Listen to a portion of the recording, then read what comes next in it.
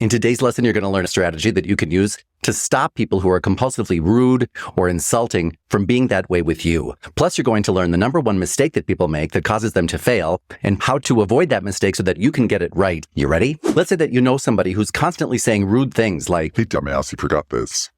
Sherlock. 𝗩𝗛𝗩𝗚𝗏𝗡𝗡𝗥𝗑. What do you say? This is going to be simple and easy. You're going to start out using a 3-step boundary alert. That boundary alert that you're going to use is going to be the when you, I feel, because. It sounds something like this. Mary, when you say things such as 𝗩𝗛𝗩𝗡𝗢𝗡 or no Sherlock, I don't need to embellish. I don't need to add any words like always, never, sometimes, occasionally. None of that. I want to keep it very clear and to the point. Then I move on to I feel. I suggest words like frustrated or confused. I feel confused. I feel frustrated.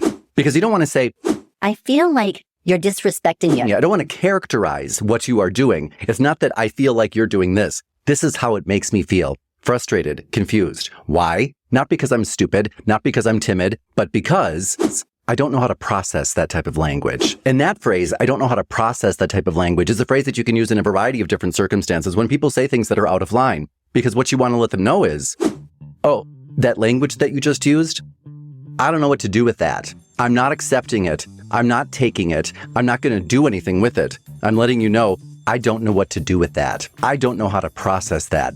Those language patterns, it's as if you're speaking a whole different language to me because that is so far out of the realm of acceptable. But I don't want to tell you, I find it unacceptable. I just want to simply say, when you use language such as the language you just used, I feel confused or I feel frustrated because I don't know how to process that. I don't know what to do with that. Simple. Now I've said exactly what you did. And before they interrupt you, go to step 2, deliver a benefit-focused order. Now this order is not the type of order where I'm saying to you, do this. This order refers to what you may do in a diner, for example. Yeah, I'll have a patty melt on wheat. Something like that. I don't want to make it too big of a deal. I don't want to put so much energy into this. I don't want to sit around saying, could you please? No, I want to simply tell you what I'm ordering from you, the behavior that I'm asking from you. Now, this is the tricky one because most of the time when we are asking somebody for a change in behavior, that's asking a lot of somebody. You know, when somebody asks you for a change in behavior, how it makes you feel. We don't like that. And so I want to approach this as if I know that I'm asking you to do me a favor and I'm going to treat it that way. So I would use the 3-step, if you could, then I could, so you. So say that out loud. If you could, then I could, so you. One more time, and then it's yours, and you have saved yourself thousands of dollars in counseling therapy. If you could, then I could, so you. Simple. What I'm going to do is with the if you could, I'm going to suggest the change that I'm requesting. Then I'm going to tell you, if you're going to do that, here's what I'll do. You're not in this alone. I'm not just asking you to do something. If you do that, I'll do this. That loads the scale for the other person that you are asking this favor from, because it really is. When we're asking somebody to change their behavior, it's not like we're going to use a danger phrase such as, you can't talk to people that way. You can't treat people like that. You can't go around talking like that. Because the truth of the matter is, if you're bringing this up with them, yes, they can. They do it. And chances are they think it works for them or they wouldn't keep doing it. So we are asking people to change a behavior that they believe works for them. I had better load the scales and tell them why it's important that they do so for them. Now remember, when we're asking for a change in behavior or really anything to increase the odds that we will get what we're looking for, feed the brain the information the way that a brain likes to receive it. I'd like to ask you what to do, not ask you to stop doing something. So instead of saying, could you stop talking like that around me? Could you stop calling me X-lax? Could you stop calling me Sherlock? I'm going to ask you to consider this change in behavior. So I would say something such as, could you consider suspending that type of language when I'm around? And that, by the way, will work with somebody at home. If you have a relative that has a certain way of speaking that you don't dig, then you can tell that relative, just when I'm around, could you consider suspending that type of language? And I'm asking you to do that favor. And then I'm telling you what I will do. Then I can put this issue to rest. Or then I can put a period on this issue, which is really what most people want. When we bring these types of issues to them, if we can tell them, if you could just do this one thing, you will never have to hear me talk about this again. That, for most people, is a fantastic benefit. So to put it all together, if you could consider suspending that type of language, even if it's just when I'm around, that way I can put a period and don't have to worry about this anymore, and you won't ever hear me talk about it again. Perfect! Now I'm going to wrap it up. But the third step is I want to confirm that you have heard me and that you are willing to do this. So I want to ask a closed-ended question. Remember, a closed-ended question is a question that elicits a one-word answer, generally yes or no. So it might be something such as, could you consider doing that for me? And again, I'm using very soft language. I'm not being overly assertive. I'm not demanding my rights. I'm asking for something, and instead of trying to be right, I'm trying to be effective. Instead of feeding my ego, I'm trying to get the result I'm looking for. And generally, I'm going to get that if instead of saying things like, You know, you can't talk to me like that anymore, so today it must end, or else. if I say things more along the lines of, would you consider doing that for me?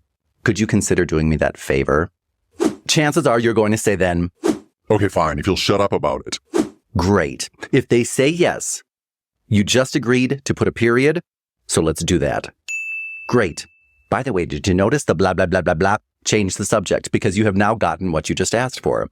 And in the future, if they slip, people are only human. You know, people are going to slip every now and then. You could just maybe look at them a certain way. And people will generally, if you don't bring it up, remember, oh, that's right, I promised not to do that. Give people the chance to auto-correct so that we don't look like now we're going to be policing them from then on. They could, however, instead of saying yes, they could say something like, God, you're a crybaby. And if they do, use something simple like well, that may be, but, and repeat yourself using the broken record. However, instead of repeating myself word for word, I may inject the word respect, because chances are people who talk like that tend to respond well to the word respect. So I might say something such as, well, that may be, but could you consider respecting the way I feel? Could you consider respecting my request? Could you respect what I'm asking of you? And generally, when you do that, people will be like, Okay, fine. great, then put a period. Now, if they say no, if they say, Take a hike. I'm going to talk however I want. I would say something such as, all right, I can understand why you would say that. We're all entitled to communicate however we feel is appropriate. However they choose to proceed, in the end, really is going to be of no consequence to you at all. So don't worry about that. It's not about them and how they speak. What will be, however, of consequence to you is the lesson that they are brought to teach you. Because remember, if you haven't yet watched our previous lesson, how all these difficult people really are here to serve us, go ahead and click that. But we should recognize that. Okay, if you're bringing something up in me, at least I want to recognize you're here to serve me. So that's a good thing. Thank you. The lesson that I see tripping up most people, and the lesson that they really can't work through, and so they get stuck in this Groundhog Day of insanity, is the lesson of what is cause and what is effect. People have it mixed up. What is cause and what is effect? Let's talk about that so that we can make this mistake fewer times in the future, all right? Because here's the deal with cause and effect. As long as I have it backwards, I'm powerless. As long as I'm not aware of how the universe around me works, how can I expect to make change in it? It's kind of like this. Let's say that I'm in my office and it starts to rain and the roof is leaking, so it starts to drip on my head and I think, oh, I'm getting all wet. What'll I do? What are the laws of the universe that are governing this situation right now that I'm unaware of so that I can be aware of them, work with them instead of being a victim of them, and affect change in this environment? I can recognize that the reason I'm getting wet is not because the roof is leaking. It's because I have neglected my roof. That's it. So what am I going to do? Change that. I will fix the roof. So I jump out the window and land on the ground, splat, and look up at the heavens and think to myself, why is this happening to me? Why have you forsaken me? I jumped out the window. What's wrong? You can jump out the window 1,000 times. You're not going to land on the roof. It's never going to happen, no matter how much you focus, no matter what your intention is, no matter how much you pray. You're not landing on the roof by jumping out the window. It's not happening. There are laws of the universe. And until I recognize what they are and how they work, I'm doomed. So I have to start recognizing that, and that's what these people are helping us do. For example, the law of cause and effect. You know that story? I'm not really sure who started it, or I would give them credit, but it was some story about the warrior who was talking to the devil, and the devil says to them, hey, aren't you scared about the big storm that's coming? And the warrior says, why would I be scared? I'm the storm that's coming. I have to remember that I'm the cause here. There's cause and there is effect. Under normal circumstances, when we feel stuck, when we are not getting the result we're looking for, it is because we are seeing cause when it's actually effect, or we are seeing effect when it's actually cause. And if I'm not seeing things correctly, if I'm jumping out the window to try and land on the roof, I'm not going to get very far. I'd have to pray for a miracle. And although I believe in miracles, I can't hope for one when I'm not playing by the rules. and when I'm not even bothering to learn what the rules are. So what we have to do is learn what the rules are. What are the rules of cause and effect? How can I get it straight? Because if I'm going around thinking that what I say or what I do is because of what you say or do, if I'm letting the psychopaths around me dictate to me what I say and do, if I'm letting the toxic coworkers around me dictate to me how I behave and how I communicate, if I'm letting my narcissistic boss dictate to me who I am, therefore, the words that follow who I am and reflect who I am are not actually reflecting me, but they're reflecting my psychotic boss. Whose fault is that? I mean, whose fault is that? 9 principles are the foundation of our relationships. And as long as you are aware of those and know how to work with them, you'll be okay. If I'm not aware of what's going on around here, but I'm trying to affect change anyway, it's like jumping out the window and expecting to land on the roof. It's not happening. Before I go up and I give a keynote presentation, I'll tell you what I do. And I tell you this because it's always worked for me. And I hope it can work for you too. When I'm about to give a speech, I'll always stop and I'll say, oh, please, God. I get so nervous before I speak in public. It always works out. But I get so nervous that moment before. I have visions of pulling the fire alarm every time and just saying, oh, please, can I call in a bomb threat? I'll work it out somehow, but I just can't go up on that stage. I can't. And so the final thing that I do to try and help me through these moments is I will stop and I'll say, okay, God, I have a speech prepared, but please take the words that I have prepared for these people out of my mind and replace it with what they really need to hear. Because I don't know, I just did the best that I could, but I know that there's somebody here who really needs to hear something, and I want to make sure that I tell them that. So please take the words from me that I was going to say and replace them with your words. Please, please, please. And 9 times out of 10, that's what happens. There was that one time in Allen, Texas, where God took the words, didn't put any back. It was not the best day for me. That was a good lesson, though. That's for a different day. What I recommend you do is, when you're trying to think of words to get something that you've never had before, to get that miracle that you have not had, but it's the only thing that would fix whatever this thing is that's vexing you, here's what you can do to get that. Instead of sitting around thinking, what am I going to say? What am I going to say? And searching the archives of your mind. When I do that, eventually I'll recognize, wait a minute, what is this insanity that I'm engaged in? Why do I keep jumping out the window hoping to land on the roof? I am searching a whole lifetime of mistakes, looking for some inspiration.